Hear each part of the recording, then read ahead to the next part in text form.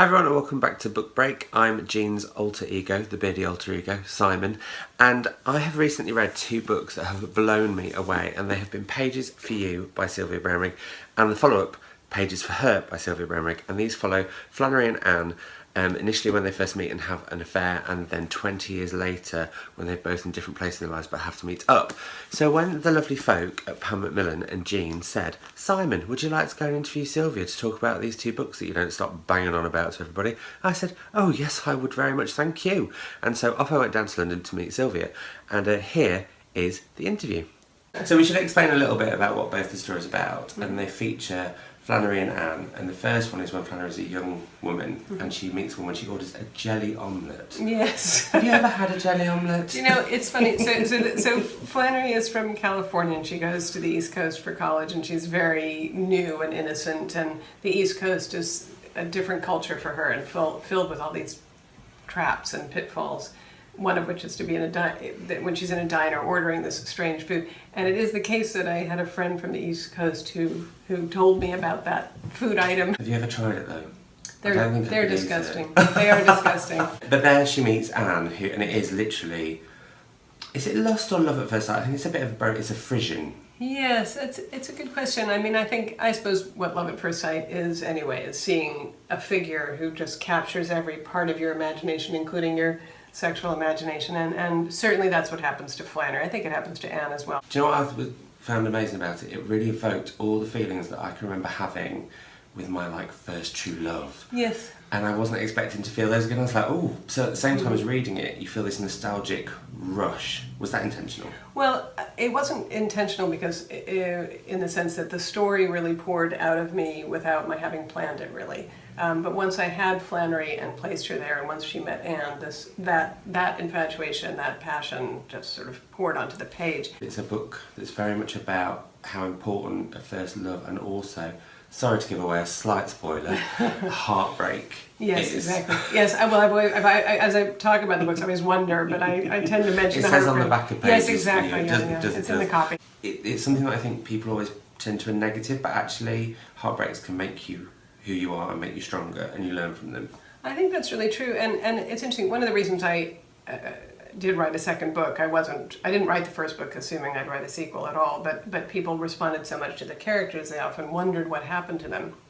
And in one of the pleasures of writing a sequel where the two women meet again after 20 years was being able to look, particularly for Flannery, at what heartbreak did for her, really. Yeah. Because as you say, it was not all a negative. It was what made her the adult she became. What made you want to write about Flannery and Anne again? Yeah.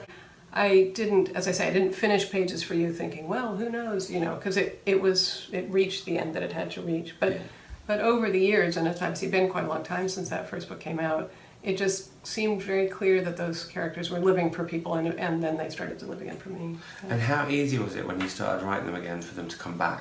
Was it very swift, or was it a bit like, oh, come on, guys, come on? Well, in the same way that, so the first book is told from Flannery's point of view, and Anne remains a sort of idealized figure, because really we see Flannery's passion, and we see Anne through her eyes. So in the second novel, fairly early on, I decided to make Anne more of a three-dimensional character, in the sense of really we understand from her point of view her own weaknesses and difficulties as well. That sort of relates to the fact that Flannery, who is the character who's closer to me, not too surprisingly.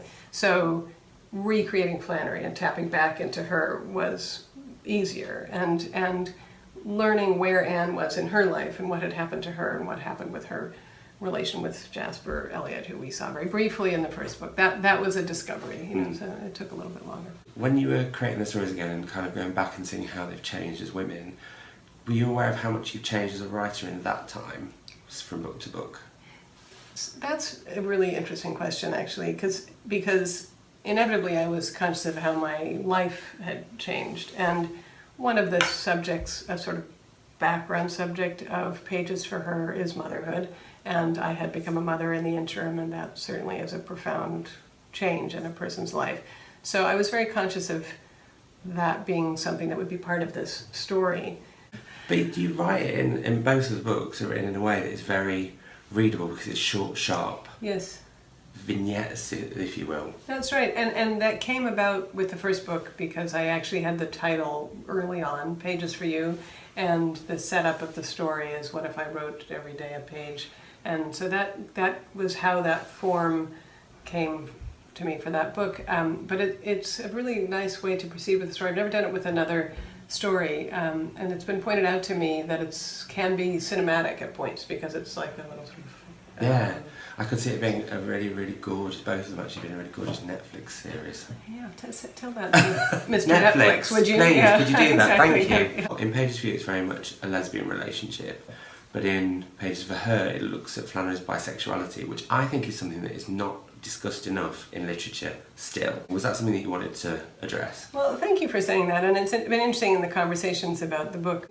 I mean, in the same way that I didn't write Pages for You to be a sort of manifesto about the fact that two women can be in love and it's, you know, it's okay. I didn't write this book to be a bisexual manifesto, but I think in both books I wrote a love story that was true to my own feelings and to my feelings about, not my feelings in my life at that time, but just my feelings about love and relations. That feels like an emotional truth to me. For these two characters particularly, and again, I didn't write it thinking, oh, people don't write enough about this, but people have said that, and if it's true that I'm, you know, opening up a bit of a territory for that conversation, I'm, you know, glad. I was in college in the 80s, and I think that you know, gay politics were kind of at a much earlier phase then, and the lines were clearer. You know, you're either on our side or you're somewhere else, and you know, decide.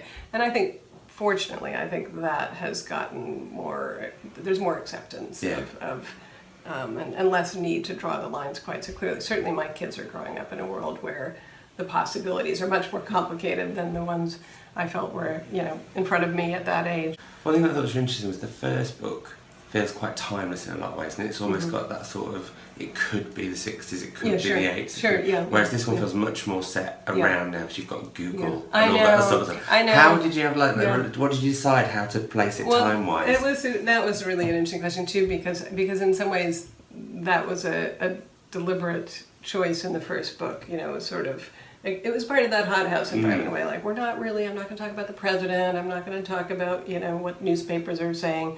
We're going to be with these two women, and obviously there are indicators that, you know, we know we're not in the 50s, we know we're not in the 2000s probably. We know we're not in the Victorian era because there's jelly on which I'm still obsessed about. Right. I'll give you my recipe after. But this book, in a way, part of making the landscape broader was having to accept certain realities of life, and it was you know, it felt like a gain and a loss, both. You know, I was going to really put Google in there. I was actually going to really name Yale University, which I really hesitated about. There's some real life markers, although still not, you know, presidential politics. But I think everyone's done with presidential Yeah, politics. exactly. Yeah, we can go somewhere else for that. And a final question for me is, can you tell us what you're working on next, or is it a big secret? Both. It is a big secret. But I've only written, although I did live in England for a long time, I've only written one novel that was set in London called The Delivery Room. And I think in the new book I will travel back to England in a form I'm still kind of considering.